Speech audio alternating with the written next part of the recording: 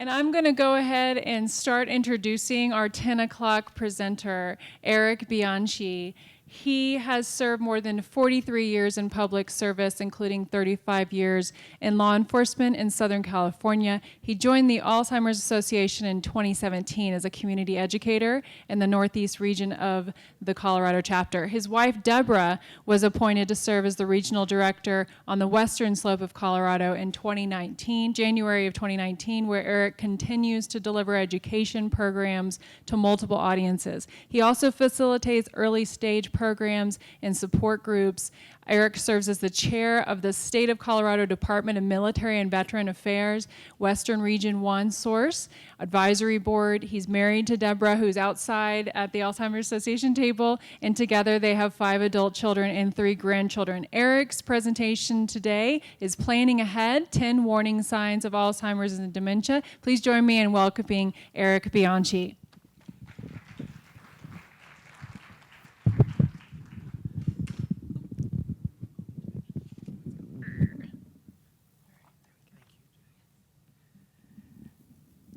Thank you very much.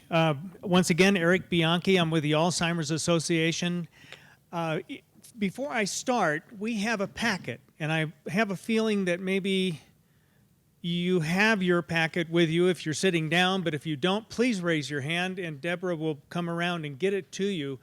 2 parts of it, and I want to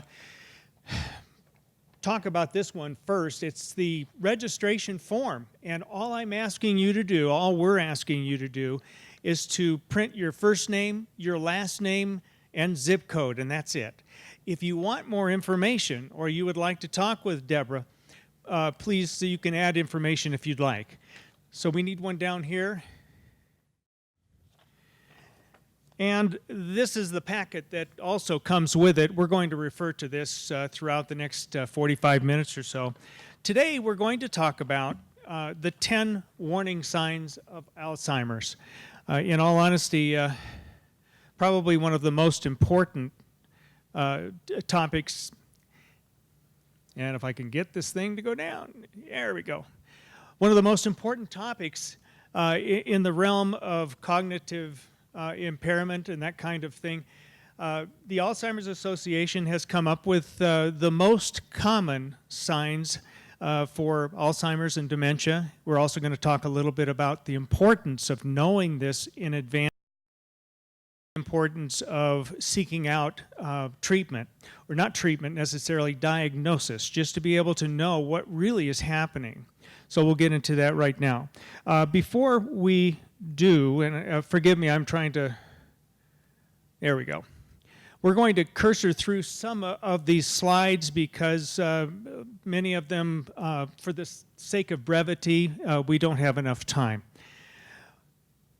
Before we start, I use dementia and I use Alzheimer's pretty much interchangeably, and I suppose a lot of us do. But there is a difference, and so what I'd like to do is invite you to listen to Dr. Schneider. She'll discuss what basically the difference between dementia and Dementia Alzheimer's. is the umbrella term for an individual's changes in memory, thinking, or reasoning. There are many possible causes of dementia, and Alzheimer's is the most common cause. Other causes of dementia are vascular dementia, which is marked by changes in the blood flow in the blood vessels in the brain. Dementia with Lewy bodies, identified by specific brain changes throughout the brain that include the buildup of a protein known as alpha-synuclein. And frontal temporal dementia, which is marked by brain cell loss in the front sections of the brain or the frontal lobe. Each type of dementia may have distinct characteristics to cause specific behaviors in the individual. But there is also some overlap in behaviors among the types of dementia. Now those 4 happen to be the most common ones. Of those 4, Alzheimer's is the leading cause of dementia. Once again, dementia is the umbrella of the signs and symptoms of some sort of cognitive impairment.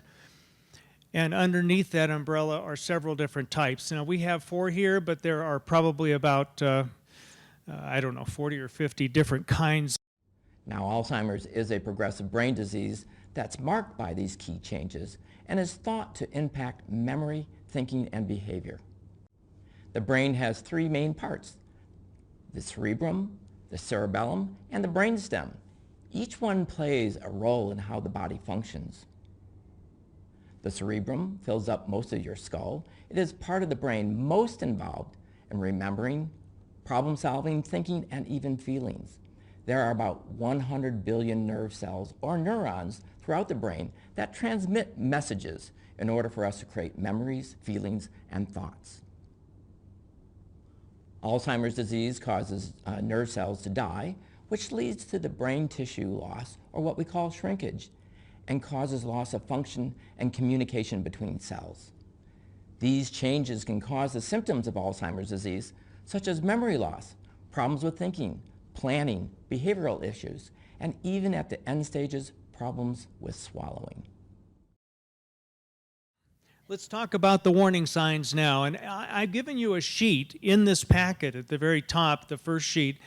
You can read along with me, or you can make notes if you'd like. The 10 signs follow. Number 1 is memory loss that disrupts daily life. And we're talking about a significant memory loss. And understand that, please, that there's a spectrum of severity for all of these signs, and one person may have 1, 2, or all of the signs may be present. But understand that it's also a difference in the severity. For memory loss, people will manifest basically with people seeking out the same information, asking the same question over and over, and it's kind of frustrating for a lot of us, but to this person, they don't recall having asked that question before. And so it's a brand new question for them. They have trouble with dates and times, and understanding those things, remembering those things that they used to know, birthdays, other events that are innate, that they should know. Number 2, challenges in planning and problem solving. And this involves the executive function of the brain. Unlike just strictly memory, it's being able to decode what's happening, a problem. It could be anything from a budget to balancing a checkbook. Something very simple, opening a doorknob or closing a doorknob, may be very difficult for people who have dementia. And sometimes it can manifest itself in other ways. As a police officer, I've encountered people with dementia most of my career. One in particular I thought was very interesting and actually sums up what happens here. A wife had called us and told us that her husband is standing out in the driveway. He's very nervous, very agitated, and he's not going anywhere, he's just standing. He was asked, or he just said before he left he was going to go out and get the mail, which is by the street. Turns out that there was a hose that was crossing the path where he was going to walk. And the gentleman did not know how to cross and get over to get the mail. It can manifest itself in that way. Let's listen to John. He can explain it better. Now, some of these videos are people who actually have the disease and will describe it from their point of view. I was probably spending 4 to 5 times more time preparing for something than I did, say, 5 or 10 years ago, because of I would lose my thought, I'd lose my focus, I'd get anxious, I wouldn't get to sleep. I was thinking I was in my sleep, I was thinking about what I was anxious about, which was I was trying to remember, which was I was trying to prepare, which I was trying to do. So it was really a vicious circle of, so I was able to control it a lot, so that people wouldn't see things, and there weren't things to be seen. It's what was disturbing me was what effort I had to put into to do the things I used to do more easily. And the next slide. Difficulty in completing familiar tasks. Unlike the problem-solving issue, these are tasks that are normally very routine for a person, that they find it more and more difficult to navigate. We've had people who, for example, know how to do something very, very well, and then after a while, perhaps as they progress along this journey, they forget completely how to do it. I had a friend who had a grandmother who made an amazing cup of coffee. She would grind the beans. She just took so much pride in the artistic part of making this cup of coffee. She went over once to see her grandmother, and the grandmother had put all of the coffee making stuff away, and she just had some instant coffee. She explained that, well, I just didn't want to bother with it too much, but the friend came up with, the friend of mine actually determined that she had simply forgotten how to make the coffee. Confusion with time or place. Oftentimes, people with dementia will have trouble in discerning or understanding or comprehending or deciphering things that happen before or things that will happen in the future. They don't understand what's going on unless it's happening right now, right in the moment. And sometimes that can be confusing. We see people on the side of the road, for example, who've taken the car and gone off to the store, and somewhere about in the middle, they just pull over to the side. They've forgotten what they were doing. They don't know how to get home. Those kinds of things are issues with someone with dementia or Alzheimer's.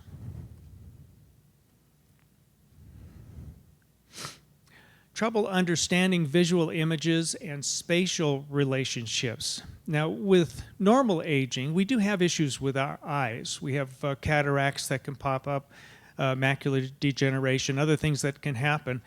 This is an issue of the organs, eyes going to the brain, and the brain not being able to decode what they see. In terms of periphery, people with Alzheimer's and other dementias may lose their periphery and can only see pretty much straight ahead. And they also have issues with depth perception, with contrast, with color. As a result, you may find as they progress along this disease that they will be going through, they'll use their hands to reach out and touch things to help their brain decode what they're looking at and make some sense of it. They'll walk along a wall with their hand out, balancing themselves. Issues with balance are very important.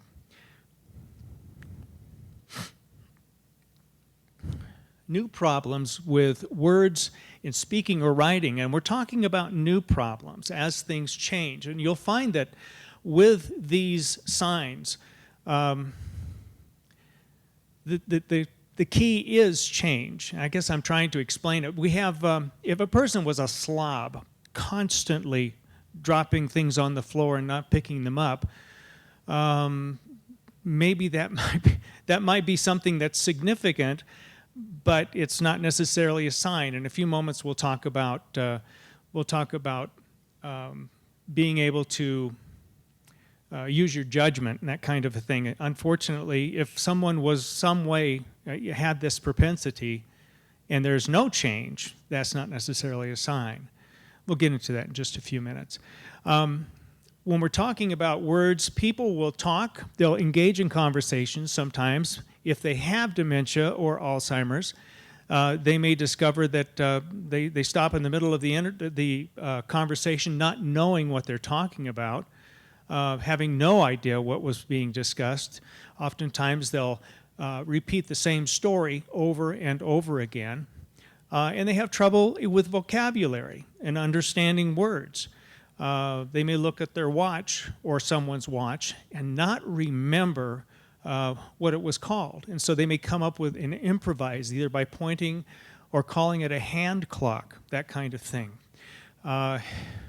It's very frustrating. I am involved in an early stage program where I actually am working as a support facilitator for this program.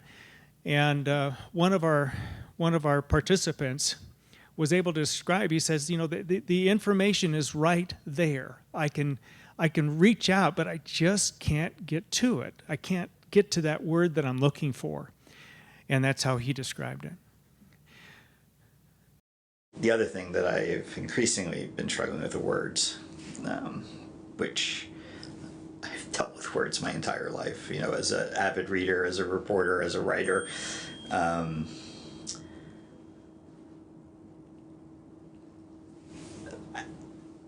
I struggle with them now. You saw that there was a gap too. These people that are talking to us are generally in the early stage of the disease, but it affects them greatly. Misplacing things and losing the ability to retrace your steps. Now, I don't know about you, but I have lost my keys on several occasions. When I come home, I'll do something different with them. But I can usually retrace my steps. I'll come home with groceries, for example, and put them in my coat pocket and put my coat up in the closet. Next day, I forget where it was or where I had them. My wife will remind me, oh yeah, you came home with the groceries, you were wearing your coat, and eventually I'll find them. People with dementia, including Alzheimer's, have a struggle with being able to put things in their proper way, or proper place. They'll put things in very odd places. Oftentimes in the freezer, they'll put shoes or something that doesn't make much sense to us. We have sort of a natural inclination, human beings, to put things away. But without that rational thought of where they should go, it can be really frustrating. And people are not able to, people with dementia are not always able to go back and find where they are. They don't remember having put them away at all. Sometimes it'll manifest as accusations. People will say, well, I didn't do it. It must have been you. Excuse me. We've received calls from the police department of people stealing somebody's mail. Many cases, most cases, the person forgot that they had actually collected the mail, and now they're accusing people of taking it because there's no mail in the mailbox, that kind of thing.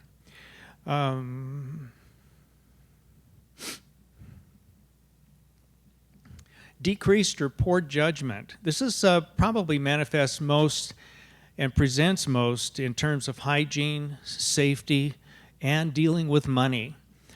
People will let go of their hygiene, oftentimes, especially if they're living by themselves, and they just, that's part of the judgment process. Safety, we've had situations where people will simply get out of their car and walk across a street, not realizing that cars are coming, and then be startled, of course, when a car comes up and slams its brakes and honks its horn. Those kinds of things. And caregivers, of course, are on their guard all the time to make sure that that doesn't happen. Money is an issue because we have people out there who are making phone calls all the time, and they prey on people who are by themselves, who may have judgment issues, and they'll sell them anything. We had one case of a person who bought $15,000 of windows over the phone for their house that has windows. Those kinds of things can happen. Door to door, salesmen also will find themselves dealing with those issues and dealing, finding people who will actually turn over the money rather quickly. Number 9, withdraw from work and social activities. If you can imagine having all of these issues, the vision and your lack of understanding of what happens in the world around you, and you start forgetting the people who are around you and who they are, and you find it more and more uncomfortable, it's easy to see why someone would want to pull back and withdraw. I can tell you, though, the Alzheimer's Association is encouraging people not to let a person move away and disappear from social activities, because that is a very important part of the health component of a person who is going through this journey. It's very, very, very, very important that they engage and stay engaged. It happens quite often. Sometimes people will be playing a situation that happened basically where a person was playing pool all their lives. They played with about 4 or 5 buddies, and they all knew the rules of how to play the game. And it was very important to all of them. One day, one person began to just ignore the rules and sink the striped balls, or I'm not sure exactly what was going on, but it was just completely dunking the balls and frustrated at the people around him. Sometimes it's important to acknowledge that, okay, this is happening. The idea is to keep them engaged and keep the people engaged. So if they don't follow the rules, that may be just okay for a time or two. And finally, changes in mood and personality. People can become anxious. They can become irrational, paranoid, depressed, and angry. It's part of the process. Let's hear from Dr. Of Alzheimer's or dementia is subtle changes in behavior. So all of a sudden, the family may notice the person is more easily irritated, or more impatient, or a little moody, or have a shorter fuse, or more anxious. Now, there's lots of things that can cause that, but often that can be an early symptom of Alzheimer's or go along with the early symptoms of memory loss.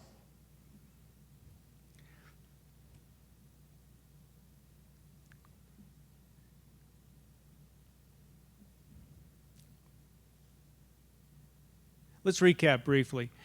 The 10 signs are only a guide. They are the most common signs that one will see in a person with Alzheimer's or some other kind of dementia. And there is a continuum. It's not the same for everyone. It's commonly said that if you've met one person with dementia, then you've met one person with dementia. Everybody experiences it differently and presents differently.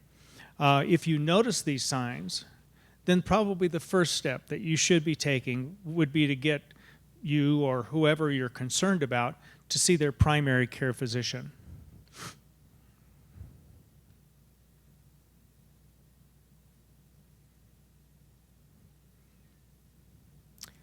And let's hear from Dr. Salloway again.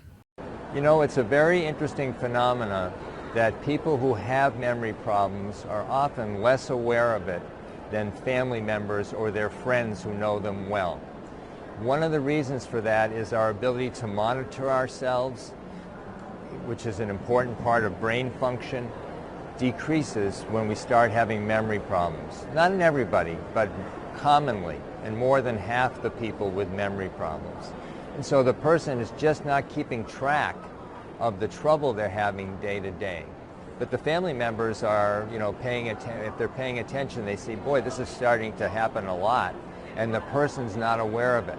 So the family's more aware, and they may talk to their loved one about it, and they say, I've noticed you've been repeating yourself. And they say, I'm not repeating myself. And that could either be due to the fact that they're not aware of it, or they may not want to acknowledge it.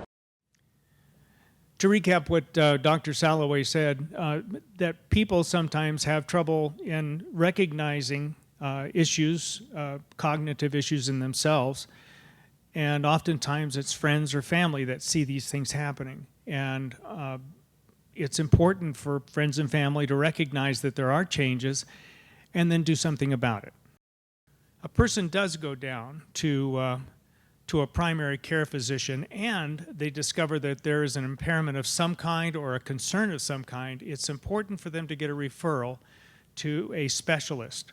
Any one of the neurologists, geriatrician, neuropsychologist, neuropsychiatrist, psychiatrist, and psychologist. They all have their own expertise, they all understand, and not everyone of these specialists understand Alzheimer's or understand dementia. So it's important if someone's going to get a referral, they get a referral from somebody who actually understands the disease. There are a number of benefits in early detection of Alzheimer's. For one thing, a person is able to have a voice in what happens next. They can make plans. They can live life more on their own terms. They can also make plans for the future, financial plans, care plans. They can let people know what they want, which can be a real gift later on. It also allows time for families to make plans and to make decisions about who can do what and figure out care and those kinds of issues. Also, the treatments that are available for Alzheimer's don't cure Alzheimer's. They don't slow down the disease, but they do help with symptoms. And it seems as though they tend to work better the earlier a person is able to use those. So that can help too. Some people are interested in clinical trials. Clinical trials allow people to have access to treatments that aren't available yet. And for some people, that can be a really important thing to pursue.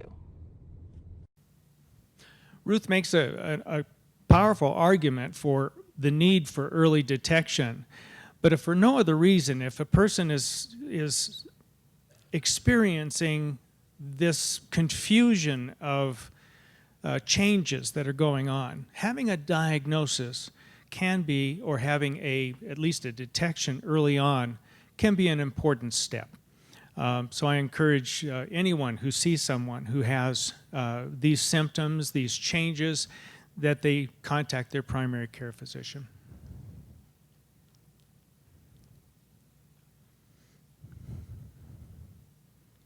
And seeking a diagnosis. We'll start off with a test your knowledge, but quite honestly, we'll just kind of go past this, and I'll give you an idea of what the answer is. You probably know it already. There's currently no way to diagnose Alzheimer's disease, true or false.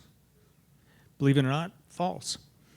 Used to be a time when an autopsy was the only way to find out, because you'd see the plaques and tangles and the shrinkage of the brain, but now several ways of doing it through a PET scan, CT scan, so many other diagnostic equipment now is available. And on the horizon, according to the Alzheimer's Association, they're coming up with a blood test that one day may also reveal the presence of Alzheimer's disease.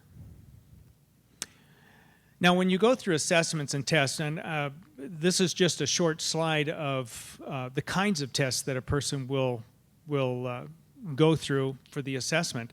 I've given you or actually Deb has given you a copy of the same kind of sheet. Basically, it's the kind of assessments and physical tests that go along with the diagnostic process.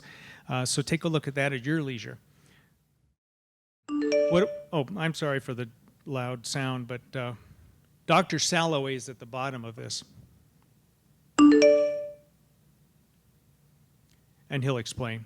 Someone could have high blood pressure that's out of control, or they might have a thyroid condition that's not regulated, or diabetes that's not right, or on a medication that actually can cause memory loss. Drinking too much alcohol can make memory worse. So there are a lot of factors that go into cognitive difficulty with aging, that some of them can be remedied. And so we want to do everything we can to improve cognitive ability and quality of life. So what happens if the diagnosis is Alzheimer's disease? Well, that's where the Alzheimer's Association can come in and help. As a matter of fact, we can help all along the way. When you're confused about what you're seeing, you can simply give us a call. I'd like to invite up my wife and the regional director for the Western Slope Alzheimer's Association is going to talk a little bit more about the association. Deborah?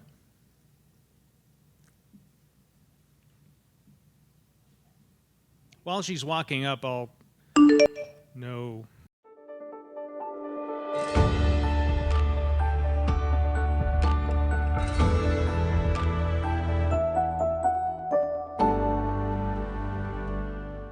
And one of the things I like most about this wonderful organization is that they do so much for caregivers and those people who are caring for people with this disease and with dementia as a whole. They provide so many resources. So with that, I'm going to hand this over to Deb. I was sitting way in the back. I'm sorry about that. So I'm Deborah Bianchi. I'm the regional director here on the Western Slope. So I serve 9 counties. Our organization's focus, and my role in particular, is to really make sure that we offer care and support to those who are living with dementia. And we serve all dementias, not just Alzheimer's. So if a person's living with dementia, and then their care partners. We also make sure there's education opportunities, because disease education really will strengthen all of our capacity to be more empathetic, more supportive of those who are impacted, and then also their caregivers too, right? Empathy is bred in knowledge, and we really strive to increase your understanding and knowledge.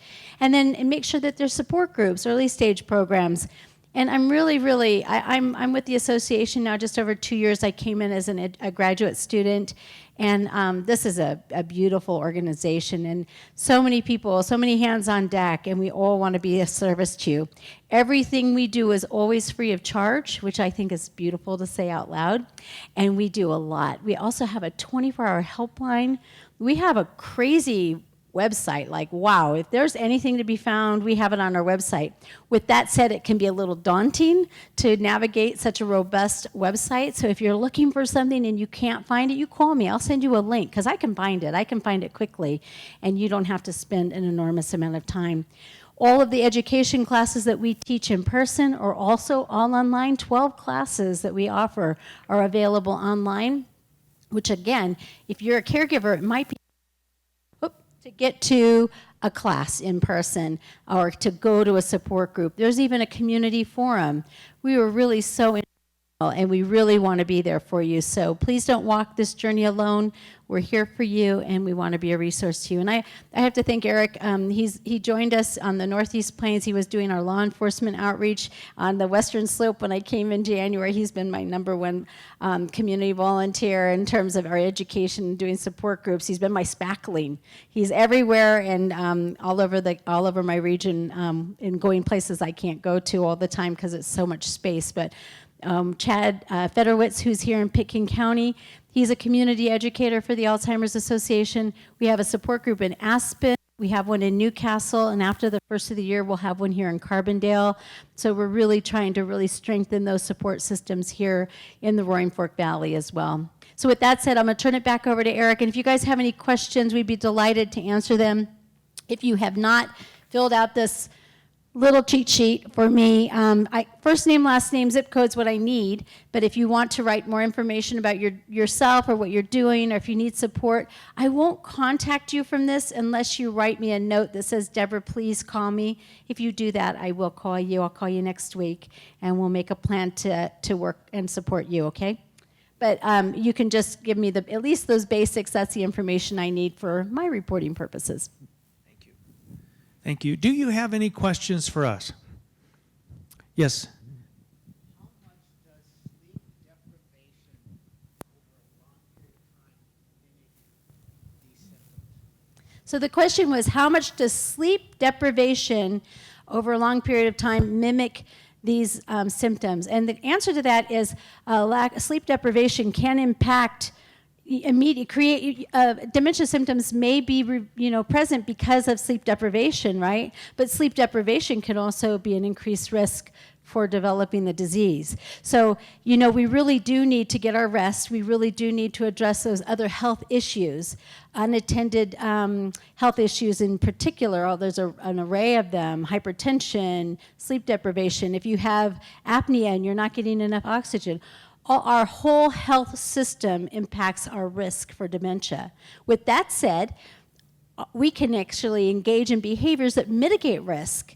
So that's beautiful news, right? We have so much, we advocate and promote brain health. We teach a class called Healthy Living for Your Brain and Body. We know so much more today, and every year so much more comes forward with the research that's happening in the world to really help us understand how to reduce or mitigate those risks, even when we have an increased risk because of maybe a familial and other potential reasons why we might have just a standard increased risk. So there's some good news on the horizon. There's so much happening. The Alzheimer's Association is the third leading funder of research in the world: the United States government, the Chinese government, and then us. We are huge in terms of really advancing the research so that we can find out how to reduce risk, how to prevent the P word, and then also how to support, hopefully eventually find some treatments that will slow the progression and ultimately cure the diseases that are creating these realities for our constituents. So, great question.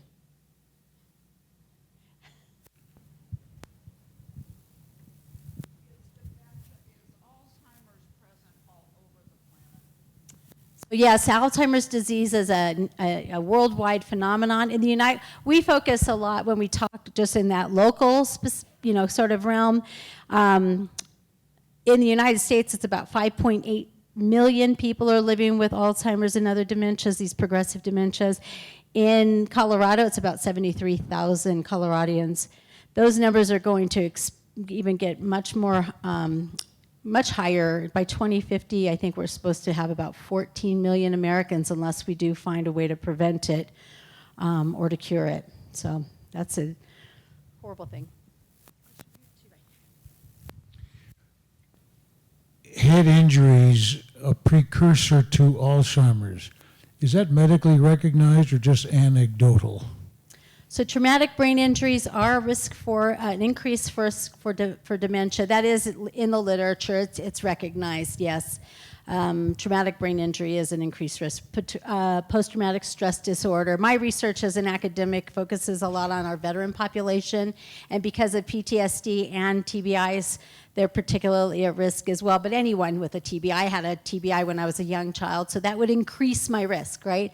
But whenever we talk about increased risk, what I really also want to emphasize is that our health behaviors can mitigate risk. If we can employ healthy behaviors that have been identified, and there's 5 of them: exercise, nutrition, social engagement, lifelong learning. If you smoke, stop smoking, all those kinds of things. We have a pamphlet out on the table about the 10 steps to reducing or to, promoting brain health. So brain health, if you have an increased risk, listen, if you're getting older and you have a brain, you're at risk for dementia. So we all have to really work hard to reduce that risk. And there are things that we can specifically do and health behaviors we can adopt.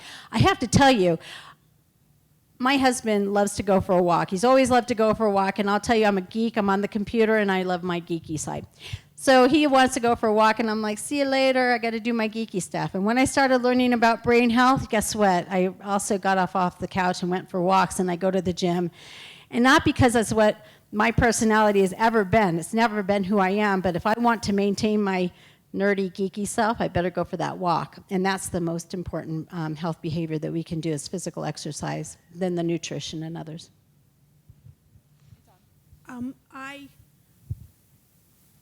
heard on NPR 2 days ago that they've now got a medication or a treatment for plaque, and it's gone through the scientific organizations and is now going to be available, and it's works. So this week was some exciting news in our world. There is an FDA-approved medication that is being advanced for FDA approval. So it's gone through the 3rd round of clinical trials. So look for that, and I'm glad you're hearing about it. It's not quite there, so we have to wait, but it is happening. I'll ask you to move into the light. I'm sorry, we are video recording, so we want to be sure the speakers are in the light. So if you can find a light source, that would be wonderful. Thank you. Pleasure. Adding to that, the Alzheimer's Association has what they call Trial Match, which is a very robust collection of trials, medical trials, of all different kinds all over the country. Actually, I think all over the world, isn't it? But you can access it through the website itself and fill out a form. I've done it. Nobody will ever call you, but what they will do is simply give you a list of all of those trials that are going on that might affect you in particular. And you don't have to have dementia to do it. You can be completely healthy and still go part of this trial match. But the benefits, in some cases, are people are afforded an opportunity to use some of the medicines that may end up providing some sort of a cure, that kind of a thing. So it's pretty exciting. You get on the website, look for Trial Match, fill out the information, and if you wish to opt in, then you can simply reach out to them for one of those trials. Then they'll respond to you. So I had to look at my phone because I know about Harry Johns, who's our CEO, sent us all an email, and I read it, but I was like, what is the name of that medication? It's called Biogen, and it's going forth for FDA approval. So that's awesome news. That's always a good week at the Alzheimer's Association when we hear something spectacular. The other thing I think I would want you to know today is if you have hypertension, the standard operating procedure for hypertension has always been to get your systolic, that upper number below 140. Yeah, that's not what we want to advocate for anymore. We want you to get it below 120. There was a clinical trial, a study a few years back. They had the typical treatment, and then they had the aggressive treatment to get it below 120. They had to stop that entire study, put the control group, the typical treatment into the treatment group, and the results are fantastic. It actually proved or demonstrated that doing so would reduce your risk of what's called mild cognitive impairment, which is a state that may not be as impactful as dementia is. Not everybody who has MCI or mild cognitive impairment develops Alzheimer's disease, but everyone who has Alzheimer's disease went through a period of having mild cognitive impairment. So the thought process is that probably looks good in terms of reducing your risk for dementia.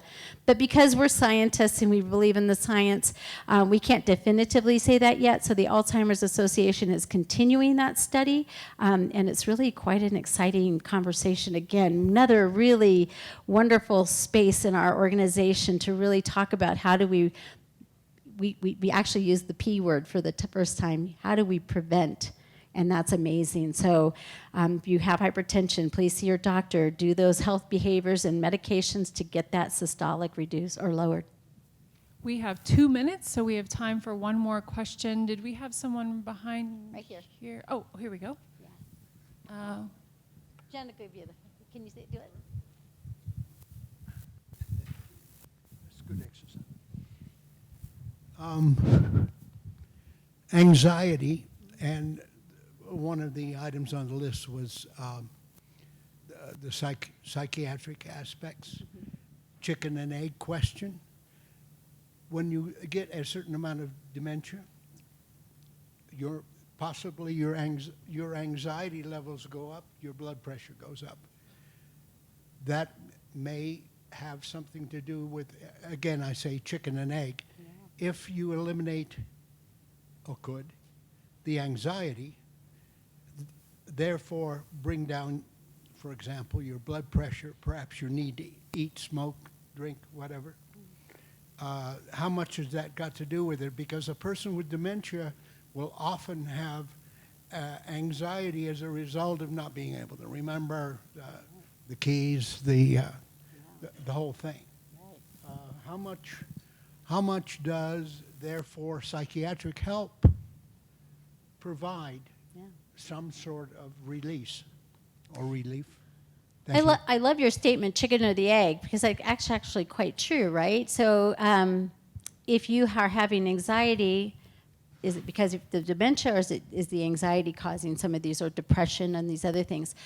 And what I would say to you is this: that's why it's so important to go to your primary care physician. That's why it's so important to have that conversation with that professional, and then that referral to an expert. Because the truth of the matter is there can be so many reasons why a person's experiencing dementia. There's like 100 reasons why a person may be having dementia symptoms. So we really want that practitioner. I'm not a practitioner, I don't assess, but I can tell you if I had this happening in my family system, I'd be doing whatever I need to do to get, if it was my mother or some other person in my family, to that doctor. Because what if it's something that's treatable? As Dr. Salloway said, I mean, that would be really a shame to have missed that window and to have not addressed it early and have that prolonged reality. Also, if a person is living with dementia and you've established that they have Alzheimer's, dementia with Lewy bodies, or one of these more aggressive and progressive forms of dementia, and suddenly something is much more severe, something's just changed like overnight, that's kind of atypical. A person with these progressive diseases, it's a slow moving train. So that's a medical event, and we need them to go to the doctor. They could have a urinary tract infection. They could have something that is causing really an exacerbation of their symptoms. So I had a person recently, about 5 days into this really dramatic change in her spouse, called finally the helpline, and he needed to go to the doctor, and she'd been living with this really overwhelming experience for several days, and we were like, oh my gosh. So if there's ever a significant, profound change in their behavior, something's happening, it's really worthy of getting to an urgent care or an emergency room. So I think that's it. I think we're going to be time. I will be out at the table. Eric will be with me, and we'll be happy to talk to you and meet with you one-on-one or schedule an appointment to follow up with you as well. Thank you, Eric. Thank you, Deborah.